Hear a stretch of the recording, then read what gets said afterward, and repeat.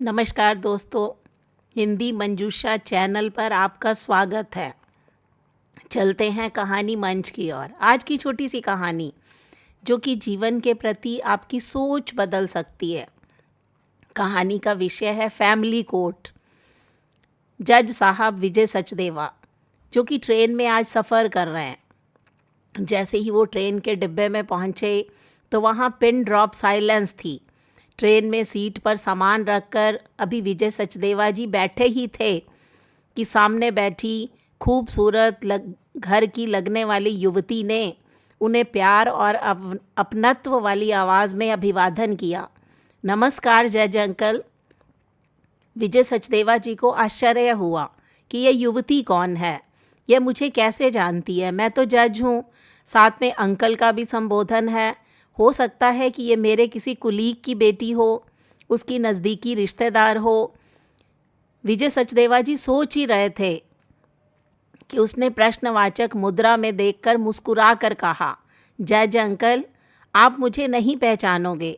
मैं जब आपकी कोर्ट में आई थी तब मैं 10 वर्ष की थी। उस समय आप चंडीगढ़ फैमिली कोर्ट में जज थे।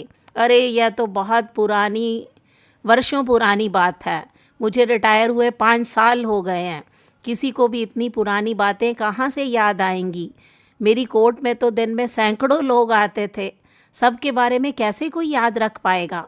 सोचते हुए अभी तक प्रश्नवाचक दृष्टि से विजय सचदेवा जी देख ही रहे थे। वो शायद समझ गई कि जज साहब पहचान नहीं पाएंगे। तब उस लड़की ने कहा, अंकल, मैं गरिमा।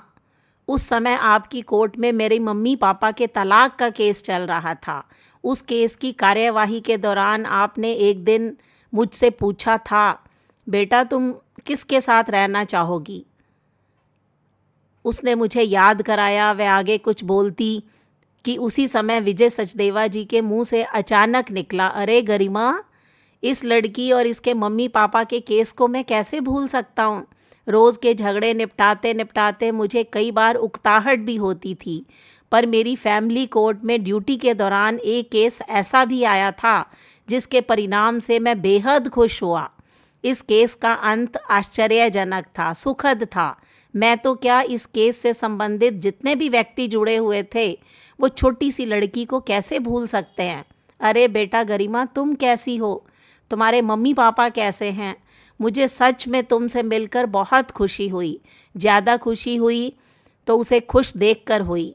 मैं सच में जानना चाहता हूँ कि क्या तुम्हारे मम्मी पापा अभी साथ रह रहे हैं।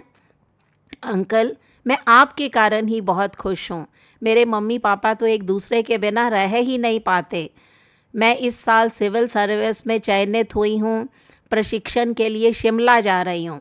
आप उस दिन व्यक्तिगत रुचि नहीं लेते तो शायद मैं सिंगल पेरेंट की प्रॉब्लमैटिक चाइल्ड होती।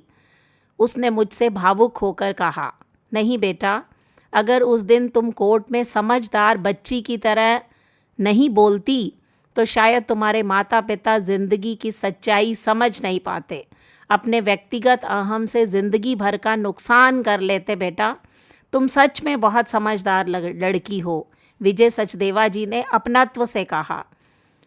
उन्होंने कहा, मैं उस समय चंडीगढ़ की फैमिली कोर्ट में जज था। उस दिन गरिमा के माता पिता के तलाक का केस चल रहा था। पति पत्नी को मैंने उनकी बच्ची सहित बुलाया था।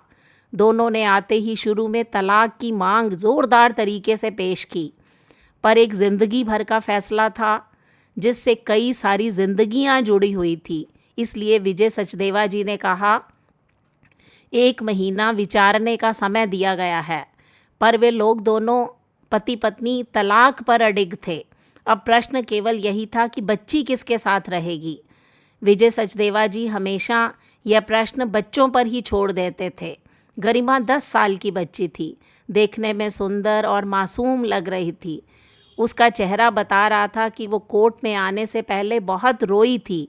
गवाह के कटघरे में आई तो विजय सचदेवा जी ने हमेशा की तरह उस लड़की से पूछा, बेटा किसके साथ रहना चाहोगी।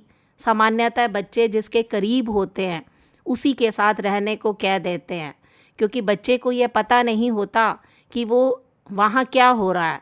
उसने कुछ देर बोलना शुरू किया। मेरा जन्म इन्हीं से तो क्या यह मेरा फैसला था? यदि मेरे जन्म का फैसला मेरे हाथ में होता तो मैं शायद ही इनके द्वारा जन्म लेती।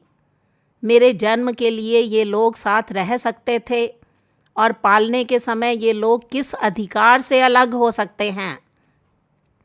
तब मेरे जन्म का फैसला मेरे हाथ में नहीं था, तो पलने का फैसला मैं कैसे कर सकती हूँ? जज अंकल, आप जो भी फैसला करें वो मुझे मंजूर है, उसने अपने आंसू रोकते हुए बेबसी से कहा। एक छोटी सी बच्ची के मुंह से इतनी गंभीर बात सुनकर पूरे कोर्ट रूम में सन्नाटा छा गया। शायद मुझे ज़िंदगी में पहली बार पिन ड्रॉप साइलेंस का मतलब विजय सचदेवा जी को समझ आया। अचानक कोर्ट रूम में ज़ोर ज़ोर से हिचक कर रोने की आवाज़ें सुनाई दी। गरिमा के माता पिता दोनों ज़ोर ज़ोर से रो रहे थे। मुझे तलाक नहीं चाहिए जज साहब, मेरा पति भले ही दारू पिए, मुझे मारे, फिर बाहर गुलछर्रे उड़ाए, मैं उसके साथ रहने चली जाऊंगी। मेरा जीवन, मेरी भावनाओं से ज़्यादा मेरी बेटी की ज़िंदगी ज़रूरी है। उसे अपने माँ और पिता दोनों की छत्र छाया की ज़रूरत है। तलाक लेने पर अड़ने वाली गरिमा की माँ बोली, मुझे माफ़ कर दो। सीमा, उसके बाद पिता भी जवाब देने लगे, मैं बच्ची की कसम खाकर कहता हूँ कि मैं कभी दारू नहीं पीऊँगा। हाथ जोड़कर अपनी पत्नी सीमा से माफ़ी मांगते हुए उसके पिता नितिन बोले। हद से ज़्यादा क्रूर दिखने वाला व्यक्ति आज जैसे दया का पात्र लग रहा था। जज साहब, हम अपनी तलाक की अर्जी वापस लेते हैं। दोनों ने हाथ जोड़कर विजय सचदेवा जी से कहा, बहुत अच्छी बात है, बच्ची का सुखद भविष्य इसी में है। कोर्ट आशा रखती है कि आप लोग हमेशा साथ रहेंगे, एक दूसरे से अच्छा बर्ताव करेंगे। किसी ने सच ही कहा है, बच्चे रेल की पटरियों को जोड़ने वाले स्लीपर की तरह होते हैं। विजय सचदेवा जी ने खुशी जताते हुए मुकदमे के अंत पर मोहर लगाई। सच बताऊं, मेरी ज़िंदगी में इतना दिलचस्प केस कोई और नहीं आया।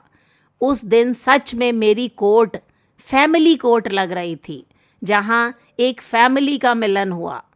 ये थी दोस्तों फैमिली कोर्ट। ये कहानी आपको कैसी लगी? इस पर अपनी प्रतिक्रिया दीजिए। हिंदी मंजूषा चैनल को सब्सक्राइब कीजिए। मिलते हैं अगली वीडियो में, तब तक के लिए बाय बाय।